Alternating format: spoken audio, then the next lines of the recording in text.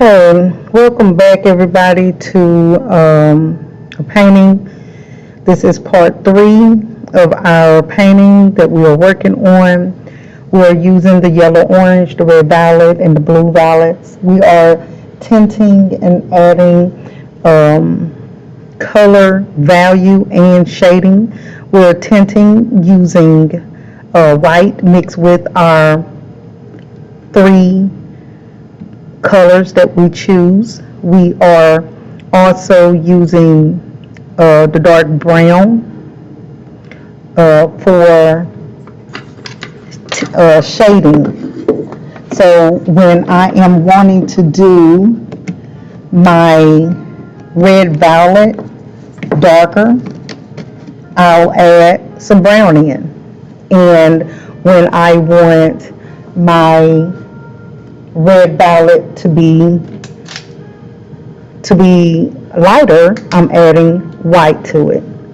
So this is very important in creating a lot of saturated colors. All right. I want you to show your different values in your painting, right? So while you looking here, you can see I've mixed a lot of colors into my values. I have all different shades of every color available that I can make. All right, and that's important for you to do. So we're going to continue today painting our triadic tree. Right now, I have already applied my dominant color, which is the red violet. But what I have done, as you see here, I have mixed a little bit of that yellow orange into my other color, my red violet. To get it lighter, notice how I have used white. You can take white and add it to even the yellow orange, as you see I'm doing here. It gets lighter, and apply that value or tint of color. I'm painting in a whimsical style pattern for my top section. Notice how I'm just using swirls of color, but at first I laid down my colors nice and neat. You want to do that first before you try to incorporate patterns and designs, okay, inside of your art. I love the brightness of that sun light coming through. So I'm going to make sure that I have enough white in that section, okay? Especially up against the darker shadows of my trees, okay? Also, I have applied many different values from the sky into my tree, okay? So that everything is versatile. Using my blue-green, if I want a little more blue in there, I can mix and throw me in a little more blue. If I want it even darker, I can grab some of that brown into that green. And that is going to be really my cast shadow color. Okay, I wanted this tree to look a little more wider, all right? And notice how I'm still putting my cast shadow colors in. So this is the last part of the painting, is to add those darker values in. I like to paint light to dark, where I put all my light values first, and then I work my darker values in later. Why do I do that? Because it's easier for me to paint light to dark than it is for me to try to throw in a light color on top of dark space. it's really hard to do that. Okay. In my background here, on my tree, I have a lake in the background. So I'm going to make sure that I put that lake. Then above the lake, I have a row of trees. I'm going to put a little bit of white in that pinkish area so that when I apply those trees in the background with my green and my yellow orange mixed together. Okay, I know that's weird. It's going to be a muted color. I'm going to apply it right here for those trees that are popping up in the background, as much as I can get in there. And my paint is still wet because I am using oil paint. So it's easier for me to blend more color into my painting.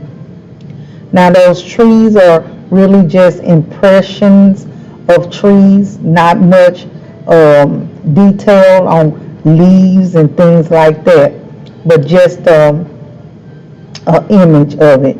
And then of course, at the bottom of my lake, I still see the reflection of those trees.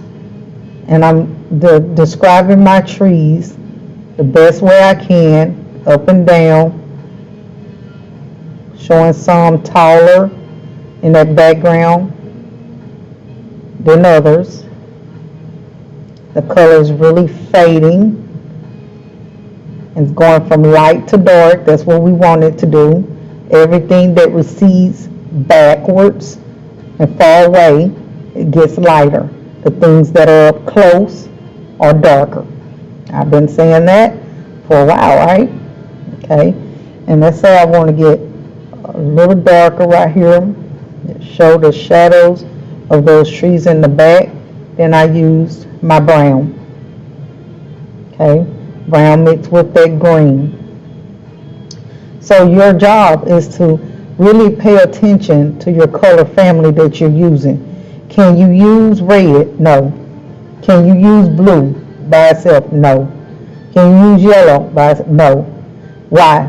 Because we are learning triadic colors. We're learning how to make triadic colors. And what are the 3 triadic colors again? Right there on the screen. They're yellow, orange. It is red, violet. What's the next one? Blue, green. Good job. Okay? Now, yes, you can make other colors with those 3 colors if you need to. So what I'm doing here is I'm showing a reflection of what's above in my water. Okay? Just impressions. That's what painting to me is impressions. And I like to paint using my brush strokes. I'm not much of a blender type of person where I'm blending to death those colors, because I like a painting that shows paint strokes. That's important. If I wanted a photo like painting, I'd just take a photo. And it's everybody's style and what they want to accomplish is different. Some people really like to paint kind of blended. It's all up to you. There's no right or wrong. But for my style, I like to apply that color as much in the brush strokes as much as I possibly can. Excuse me. All right. And I try my best not to paint thickly with dark colors. Okay, that's one of the little rules for you to go by. Only paint thickly with lighter colors. It helps for glares in your art when you take a photo of your artwork. Okay, it'll help a lot. Okay, so now in that water, I can see clearly the reflection really nicely. I've applied some lighter values in my grass area using only the Triadic colors. They're blending really well.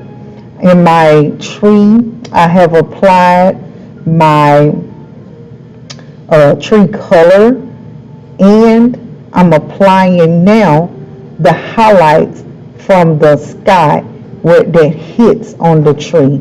Those white values from the gray here, we can see those.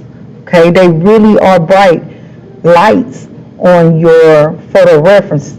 That is where you're going to apply the light that hits on the surface of your painting.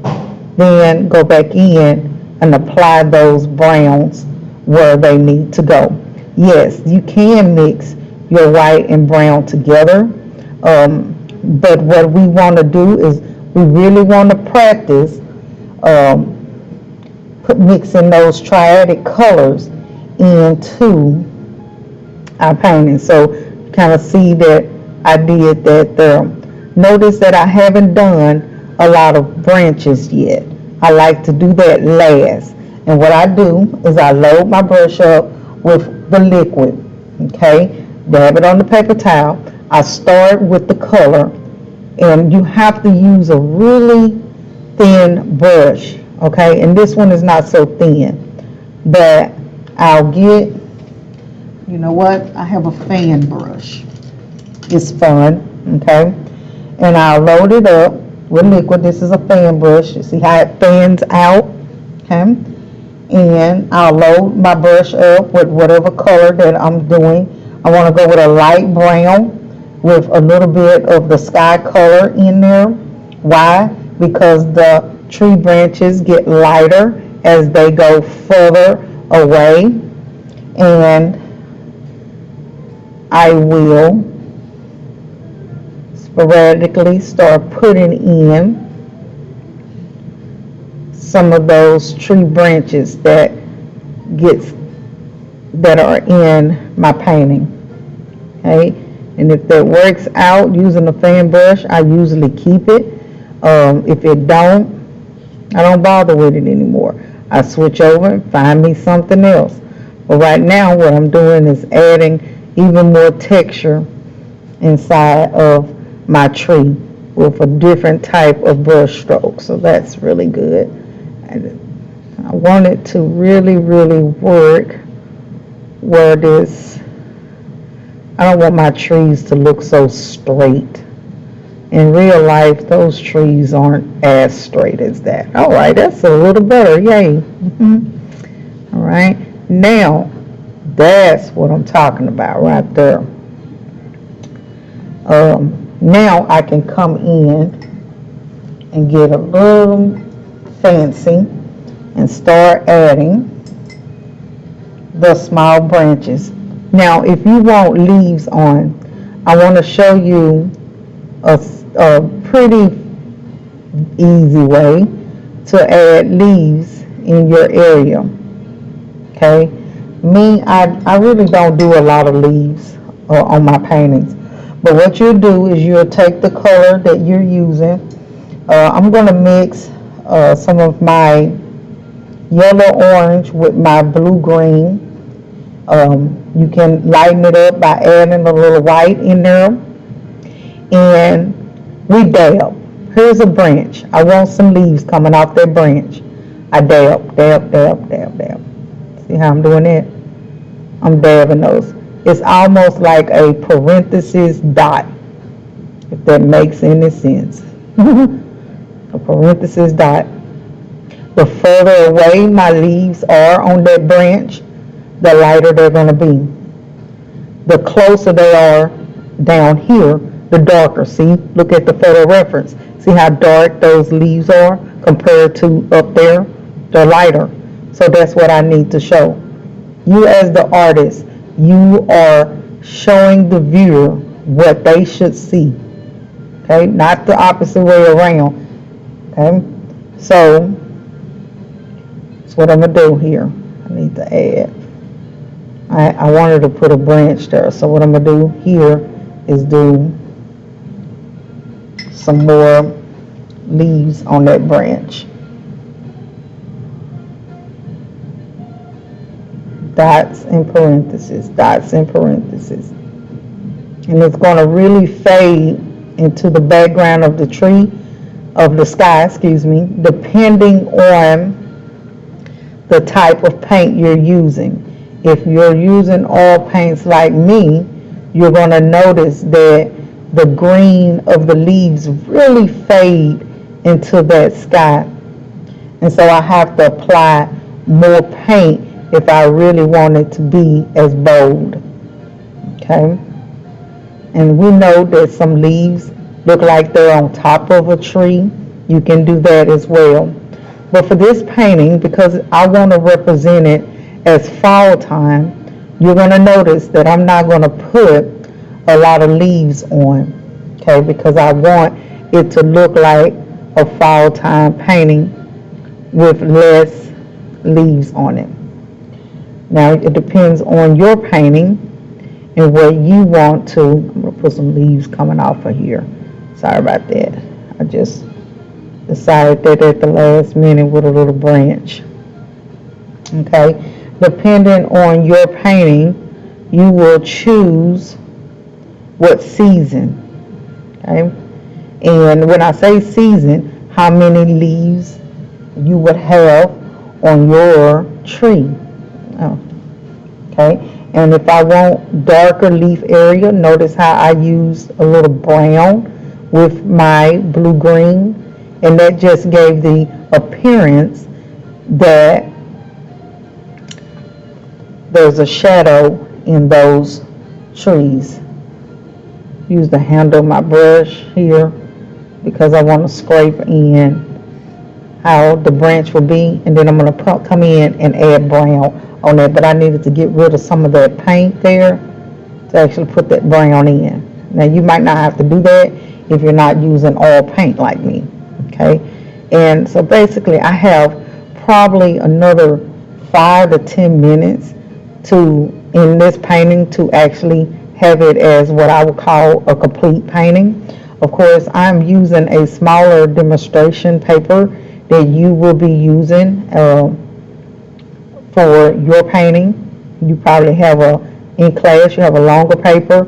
At home, you are turning your square canvas into more of a rectangle by just putting some tape on the square canvas and to paint it rectangular, right? Notice how I put some of the sky color down here in my grass. Why did I do that? Because I want to show a reflection of color that reflects everywhere. It's called having color harmony. And when all of your colors harmonize together, you can see colors from everywhere sporadically spaced around your painting. It allows the viewer eyes to look everywhere in your painting, not just in one spot. Okay, I'm going to add a little more red, yellow, orange to the tips of these here leaves. All right, the reason I'm doing that and I'm really laying it in kind of thick is because I want the light to look like it's reflecting on the tip of the leaf. A little white too won't hurt. Okay, so add that white, a little bit of that yellow, orange, but more white than yellow orange, and I'm dabbing, and I'm going to fix the branch over there on that one. Just want a little bit on the tips. There we go. Yes. Now I'm going to go back to adding more of these skinny branches coming from my tree. Remember that your branches should extend from the tree, not just coming off of the tree without having a branch from it. That's more realistic, right? Okay. I need to lighten that up because the top of the tree should be lighter than the bottom Why? Because it's in the light of the sky where the sun is shining, and you can see that in the painting reference, photo reference, excuse me. All right, I'm gonna take that branch away. See how I took that away? That's the real fun part about using oil paints. You can choose to take away a color by just simply painting over it before it dries. Okay, I'm gonna really get here and shape my tree up way better than what it is. All right, and I shape it up by creating a hard edge line next to it, separating each of the space. Come back in and blend that hard line into the background. Okay, this is too thick of a branch there. Want to make sure that everything still goes from wide here to thin going up. Reflective colors from my sky into my tree. That's important too. I want to get some darker value on this other tree right there. See how it needs more shadow on it? Here in my reference, this tree here is darker than those other trees. So I need to really reflect that in my painting by putting more of that. I'm going to use brown with that red violet. How about that? And hopefully get that on there. There we go. That's a darker value. And if it doesn't work out where you get it as light as you like, just come in and maybe lighten some of the other trees. Room 140 can now be dismissed. And it's about time, ain't it? Okay. Now we really have some excellent values going on in our painting. We have some lights and darks. Now, how do I know that, Ms. Sherman? Well, you can simply take a photo of your painting just the way it is, and you can, from your camera, turn what you have painted from color to black and white. That is allowing you to test the values of the colors you have. Then put a comparison, your painting in black and white next to your photo reference, and look back and forth. Does this light value reflect the same light value as this tree?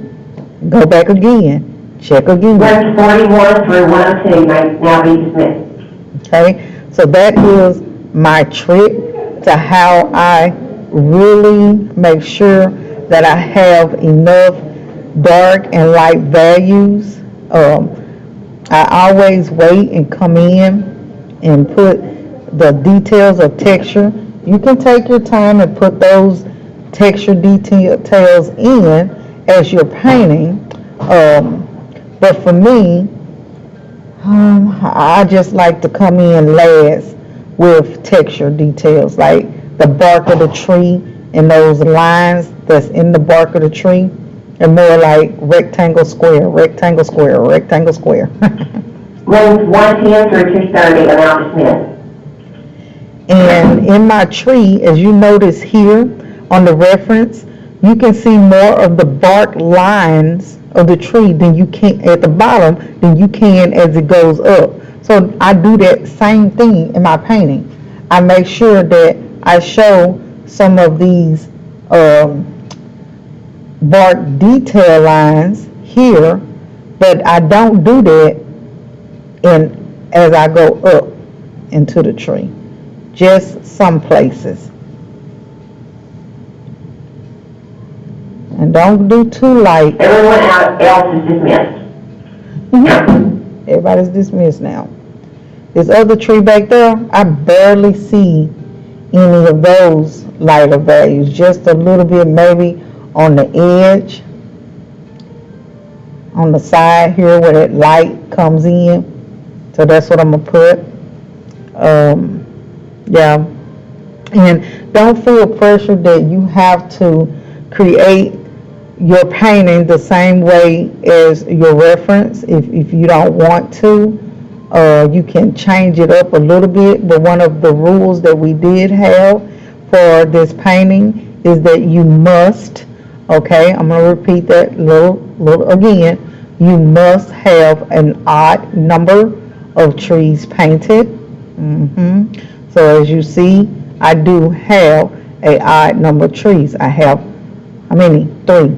Okay, so one large one, painted really good, okay, or 3, or 5, or 7. Just depends on how much space you got, right? Okay, you might have enough space in your painting to go really, really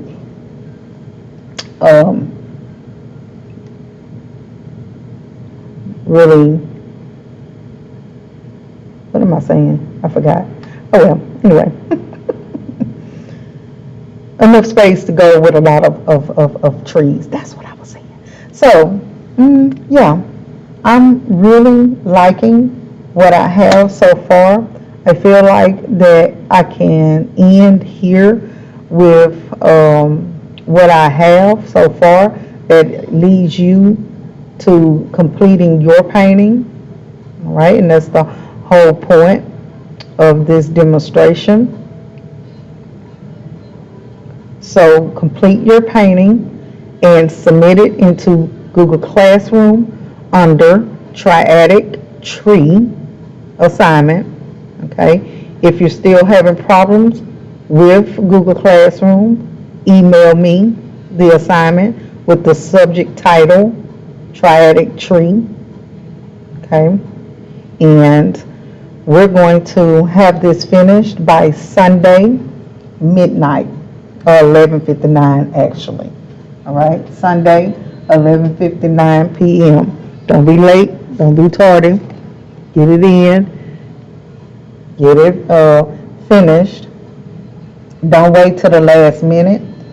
I will grade it if it's submitted later, but of course points will be taken off, because if you are doing your work during your allotted class period time while you're at home and you're watching these videos while you are at home, then you are having at least a minimum of 5 to 10 hours to complete any one painting.